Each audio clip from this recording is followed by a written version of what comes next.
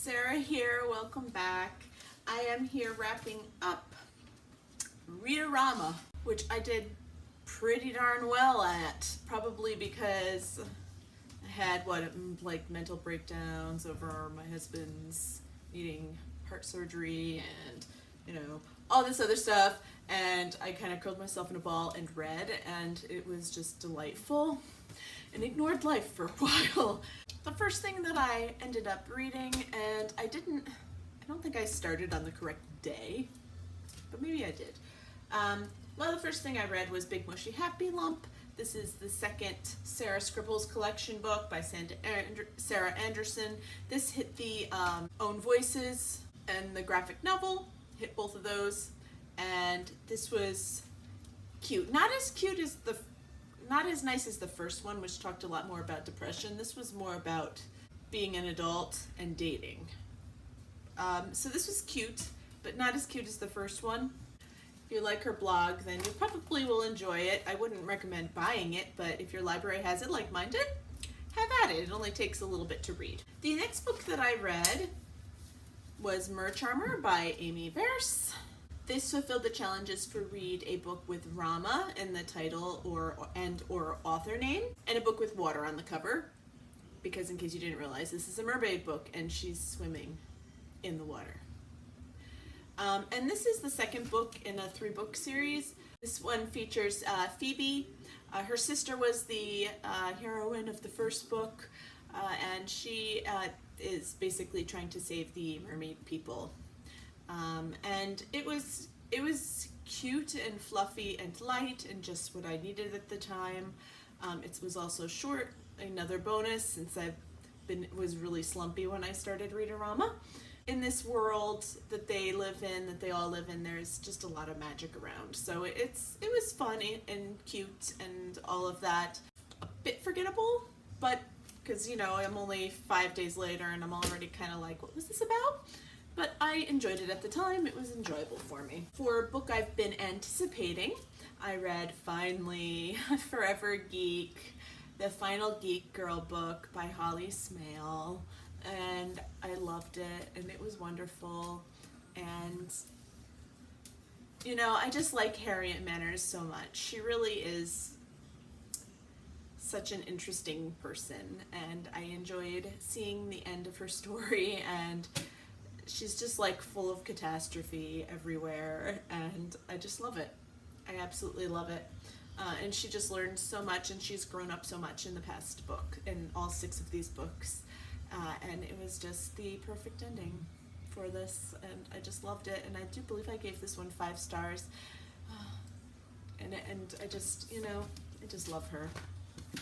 And I want more books. I really do. I don't care if they're like adult books where she's grown up or something. I don't even care, but I want more. For a book released in summer, I picked up Gloss by Marilyn Kay, and this is, historical fiction, again, set in the 60s in New York City, and it's about these 4 girls who are interning at a fashion magazine, and basically about their life and about who they aren't who they say they are, some of them, and all of the things that go on.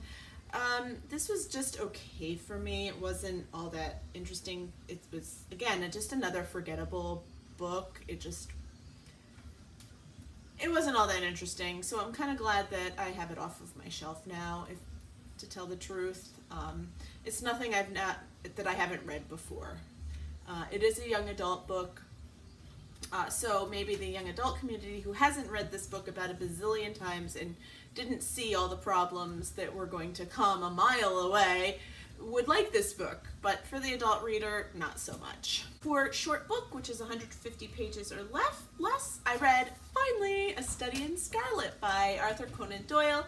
This is the first, I think it's the first of the Sherlock Holmes, and I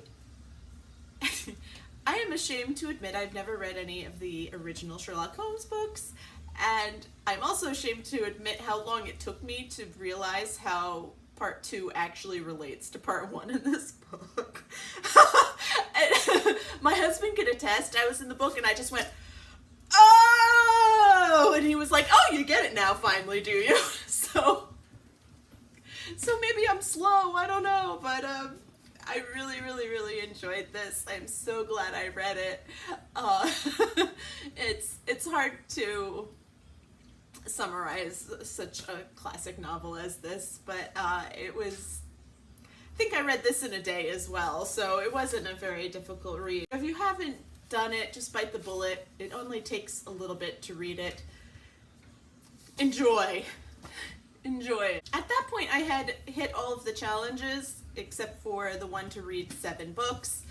So I just picked up a library book. I picked up the latest Sarah Dessen, Once and For All. This is Luna, whose mother is a wedding planner. She tends to be a bit cynical because she has worked through so many weddings. And this was cute. Now, and the problem is I really wasn't behind it 100% until right at the end, where I was like, okay, this is absolutely adorable. Yes, I get it. Finally, and it was okay. The actual reading of this book was a little bit of a drag, if I'm being honest, especially since I love the whole wedding planner thing, and I thought that was cute. The love interest in this is a real pain. He comes off as being like maybe OCD or ADHD or something, and no one can stand him, and I understand that because I know many people like this. And I think my problem is that he was like that at the beginning, but then they didn't talk about that anymore in the book, so it was like, well, is he not doing it anymore, or is she just not noticing, or I don't know. So there were some things that just didn't meet in this book and just didn't quite settle right for me. But it does get good stars for involved parenting. Her mother is highly involved in her life in a good and healthy way, and there's lots of parental talking in this, so I like it when there's involved parents in young adult books. I think her mother was a good mother, so it did get some bonus points for that. It was around this time that I realized, oh, I got a stomach flu and all of that, and I realized I just want all romance all the time. And so I went to some of the series I wanted to finish for this year, and luckily for me, there was no hold on an ebook for one of the next books that I needed to read in one of my series, and so I grabbed it. It is The Escape by Mary Balogh. I have enjoyed her books in the past in her many series. This is the 3rd book in the Survivors Club, and this follows Sir Benedict, who likes to be called Ben, and Samantha.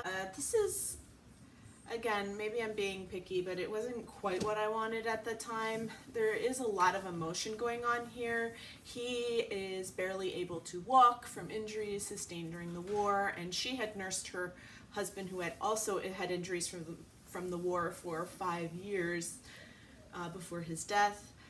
So there was a lot of, it certainly was definitely heartbreaking and heart-wrenching in moments, so maybe not quite the happy-go-lucky book I was looking for, but it was all very nicely satisfying at the end, which is of course what I want when I read a romance novel. So it was good, but I didn't give it as high of a star as I wanted to. It just wasn't as happy as I wanted it to be. I don't know. Maybe I don't know. Maybe I'm just being a cranky pants. It's quite possible. Now, this one I was halfway finished with on Saturday, and I finished it on Sunday, which technically wasn't the readathon, but I figured I would just count it anyway, because why not? And that would bring me up to 7 books and make me feel incredibly accomplished. So that's that. That is my wrap up for Read-A-Rama round 7, where I read a whole lot. 7 books and 2,038 pages. So I hope you all did very, very well, and I will hopefully talk to you again soon with another wrap up or something. So happy reading, everyone.